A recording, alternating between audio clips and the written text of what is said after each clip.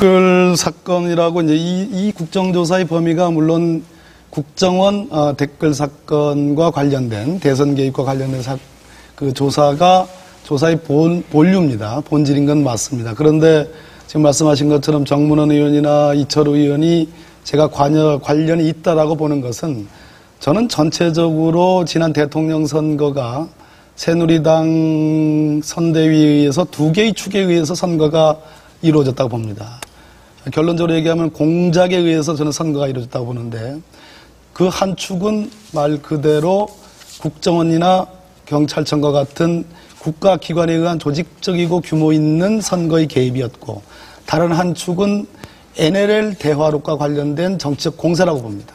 이 두 가지 축으로 대선을 저는 치렀다고 봅니다. 이 두 가지 축이 대선 결과에 상당한 영향을 미쳤다고 봅니다. 그런데 이 두 가지 축과 관련돼서 가장 눈여겨봐야 될 부분은 국정원이 양쪽 다에 매우 중심적 역할을 했고 키맨 역할을 했던 사람이 원세훈 전 국정원장이라는 겁니다. 그런데 정문원 의원은 2012년 작년 10월 8일 날 느닷없이 NLL 발언을 합니다.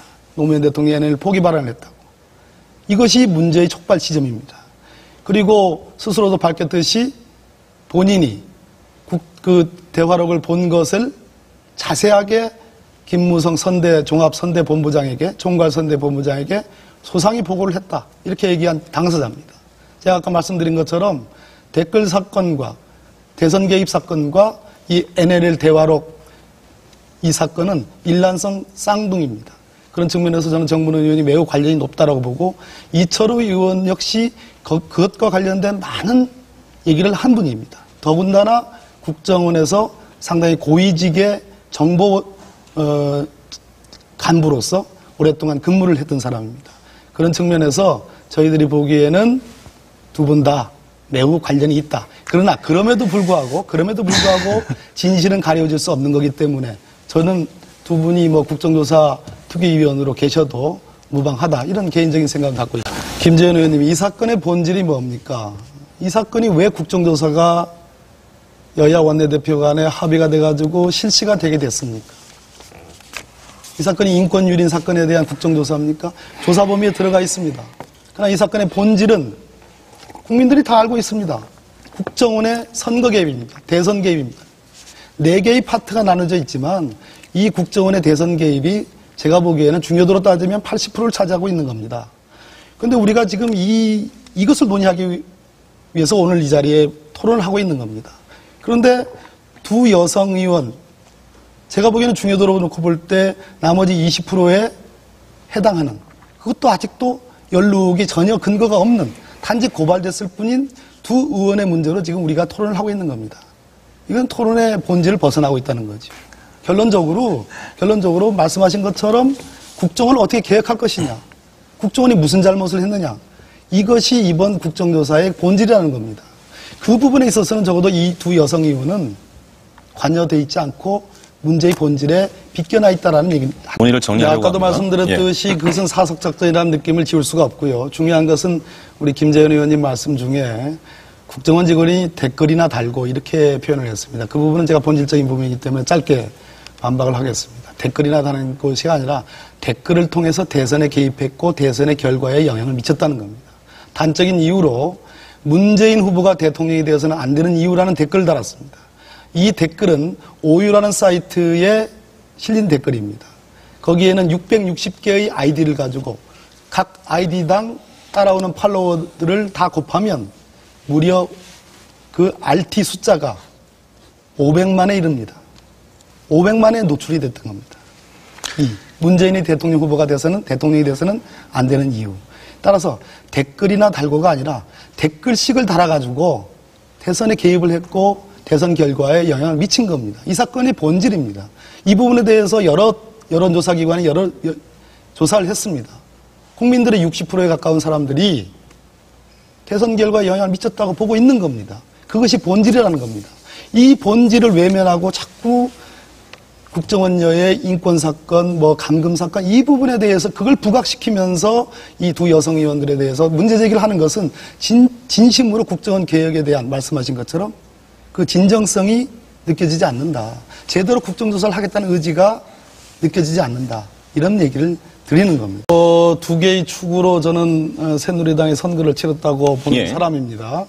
그런데 이 두 개의 축, 하나는 대통령 선거의 여론조작의 방식으로 국정을 중심으로 한 대선 개입 사건과 정문원 의원이 느닷없이 노무현 대통령 남북 정상회담 대화록에 NLL 포기 발언 있다.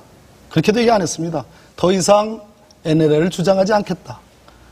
NLL은 미국이 땅 따먹게 하려고 제멋대로 그은 선이다. 이번에 국정원에 불법적으로 전문이 공개가 됐습니다. 어디에도 없는 말입니다. 어디에도 없는 말입니다. 그랬을 때 저는 이 NLL과 관련된 공세가 새누리당 선대위에 의해서 조직적으로 이루어졌다고 보는 겁니다.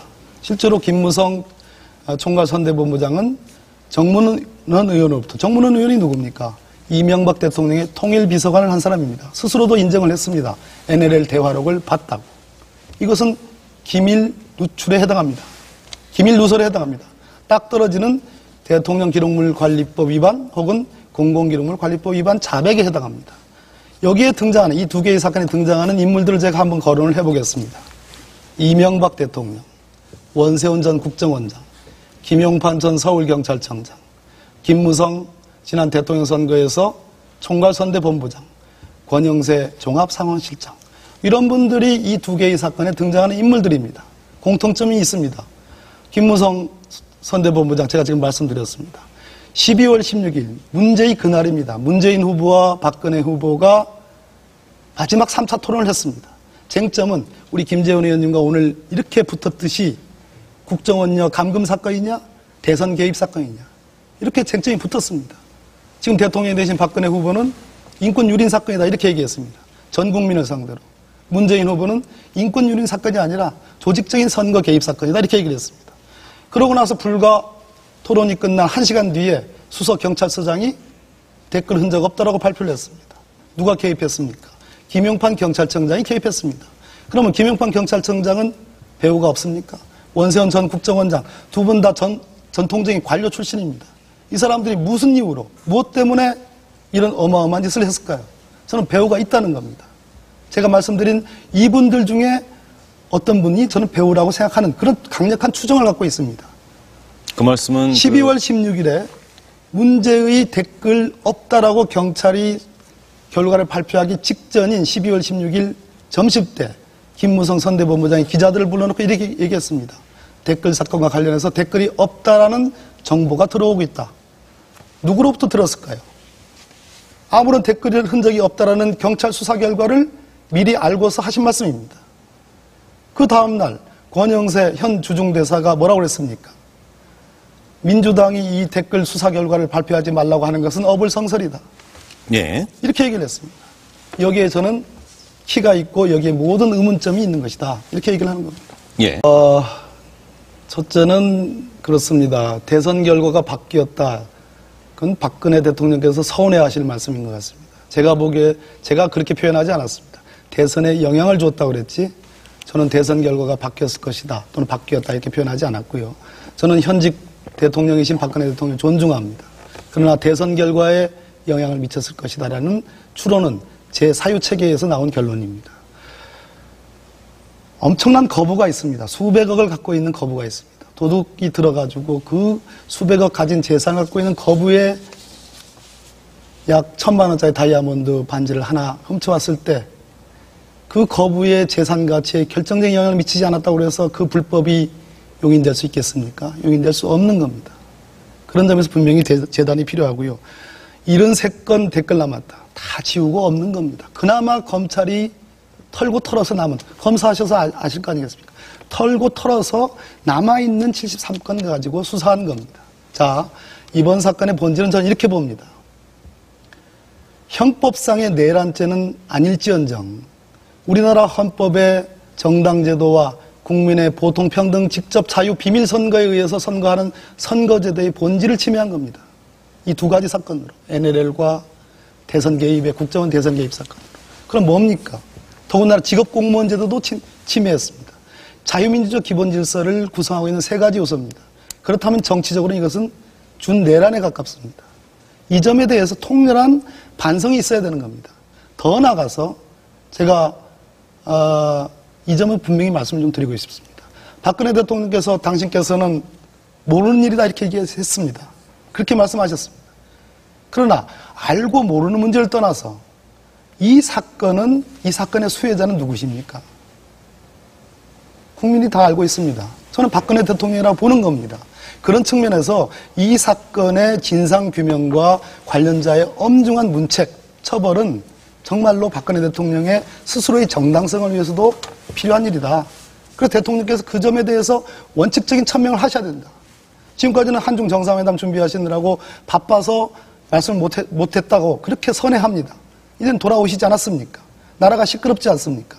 대통령께서 나서셔가지고 이 부분에 대한 분명한 입장을, 원칙적인 입장을 저는 밝혀야 된다고 보는 겁니다. 알겠습니다.